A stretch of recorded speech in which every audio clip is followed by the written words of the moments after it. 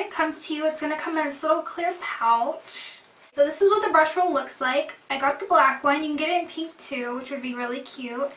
And here's an up close look at it. The second I got this, like, I touched it and I could just tell it's like this good quality brush roll, you know. I have two brush rolls and this is definitely the better one out of the two. It has this little clasp on the back and it's magnetic, so it's easy to shut. And then when you open it up, it looks like this, and it has this little flap you just pull up, and then it has 12 brushes. And then it actually has 3 little spots right here, so if you're traveling with this, which this is really good to travel with, you can put 3 extra brushes. Maybe you have 3 other ones that you really like, and you can just put them in here and then bring them along with you. So I'm not going to go in the order that they are in the brush roll. I'm going to tell you them in the order that I like the best and that I use the most to the least used ones. So when you get it, they're not going to be in that order. They will be in this order here. This is the F70 brush. Mine is the 194, but since they changed the names, this is the F70, and this is a concealer brush. I'm going to go with, I use this the most just because on a daily basis I don't do a full face of makeup, but I might want to put some concealer under my eyes, under my nose, stuff like that gets red. Okay, so this is what it looks like. It has synthetic bristles, and it's flat.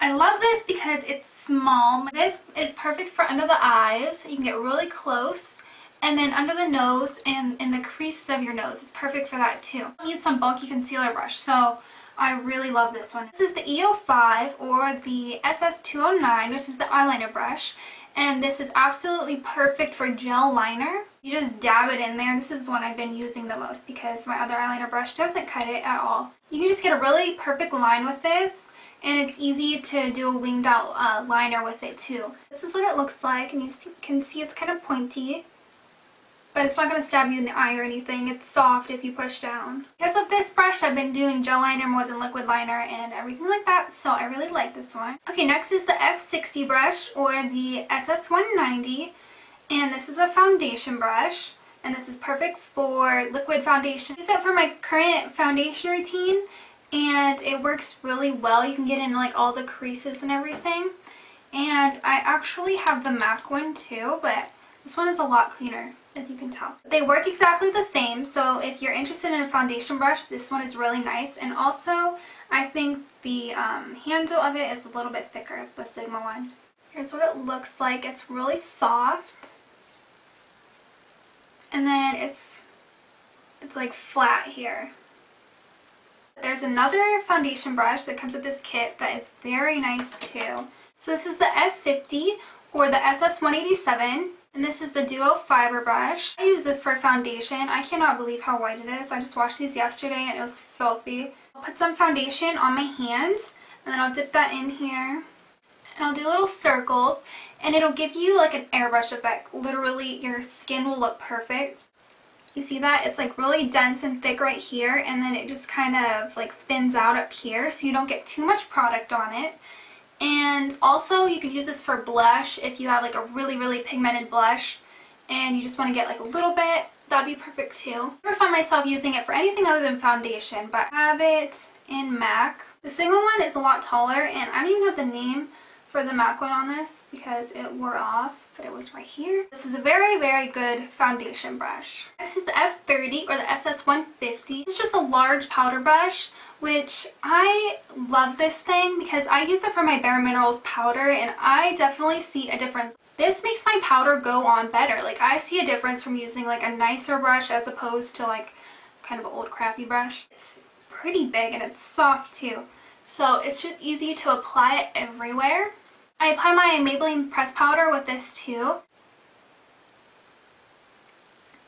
Okay, this one is the E40. It's called the tapered blending brush, and that's what it is, a blending brush. I'll show you my MAC one. This is actually a special edition brush, so the regular MAC one isn't orange and stubby and weird. This has been one of my favorite brushes of all time. It's the best blending brush I've ever found, and now that I have this one, it works exactly the same. You can see they look the same. This is like a little bit thicker. I'll show you the difference. This is perfect. You can put your eyeshadow on with this if you want to. If you want to use like as few brushes as you can, and then you can just blend it out, or you can do your eyeshadow completely and do what I do and just make sure it looks good and blended. And then you can also, which is something I do quite a bit, is put your highlight on with this. Blending is so important just because you don't want like harsh lines, and this is such a good blending brush. MAC one has been in my favorites a couple times, and this is just as good. Next, this is the E55 or the SS239. It's just a flat eyeshadow brush, and it's very dense, great for packing on the eyeshadow. I use this one, another one I'll show you in a second. These are the only ones I use to apply the eyeshadow to the lid. And it's actually really good for applying it under the eye too, just because it's pretty thin. This is what it looks like, your standard eyeshadow brush. My other eyeshadow brush was from e.l.f. I've probably shown it to you a couple times, and it fell apart on me. So I'm really glad that I got this one, because the e.l.f. one is really nice, but I mean, it fell apart. This one hopefully won't fall apart on me. This is the F40 or the SS168, and it's just an angled contour brush. That's what it looks like. This would be perfect for contouring, as it says. You can get your bronzer and, you know, put it right here, define your cheekbones.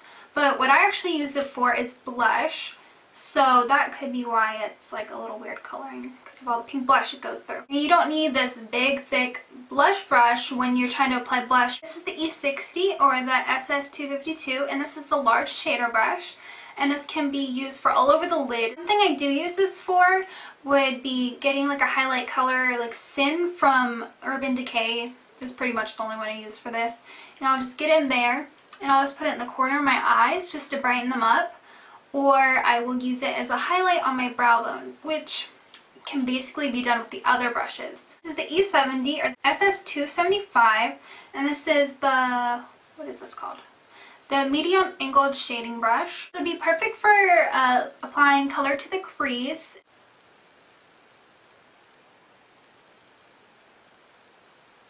I definitely think this is a nice brush, and I think that there would be a lot of people that like it and use it a lot. It's towards the end of mine just because I have another brush that I prefer over this, but it is a nice brush. This is the E30 or the SS219, and this is a pencil brush. I have this in MAC as well, and it's just the 219 special edition brush. That's what they look like. This is another brush that I don't find myself using that much. There will be times when I will create a line right here or come in right here, but I think that you can do that with other brushes if you are kind of lacking on the brushes and you didn't want to use a bunch of them. Although these look really different, this is the SS239, the eyeshadow brush. They look very different, but I feel like you can do the exact same thing with both of them, just because this is thin, a little bit on the thin side. And if you didn't have this, use this. They're both going to work. This is the E65 or the SS266, and it is a small angled brush that can be used for your eyebrows or gel eyeliner. I've used it for both. I don't prefer it for either. I have the MAC one. It looks like this. I don't like this one either. So yeah, I love these. I could live without these ones. And I don't like this one. So with the entire kit, I'm good to go. The only brushes that I actually still find myself using that aren't from Sigma are the MAC 217. It looks like this. This is perfect for applying color into the crease. Now Sigma did have that one that could go into the crease, but since I prefer this one and love it so much, I just find myself using this so much more. And this flat eyeshadow brush from Estee Lauder. The entire brush roll is $99, which is a huge deal if you think about it, because I went on the MAC website, and if you got all of them individually from MAC, it would be $337. If I said anything negative about the ones from Sigma, I'd be saying them against the ones from MAC too, just because they're the same thing. Like I was saying, the brush roll is $99. If you get it without the brush roll, it's $79. But I mean, if you have a little case, you're never going to put them back in the brush roll, you don't want to travel with them, something like that, then I suggest you just get the brushes. But if you ever plan on, you know, throwing them in your suitcase or bringing them over to a friend's house, or you don't have anywhere to store them, then I suggest that you get the brush roll. Like I said, it comes in pink too, which is really pretty, but I got the black. I don't know. Sigma ships worldwide, and if you want to go to their website, just go to sigmabeauty.com. You can buy them individually, buy them with the brush roll, buy them without the brush roll. There's a bigger brush roll. I've been really happy with them. I've been using them for a little bit over a month, and so I use them on a daily basis. So yeah, getting them from Sigma instead of getting them from MAC saves you $238, which is crazy.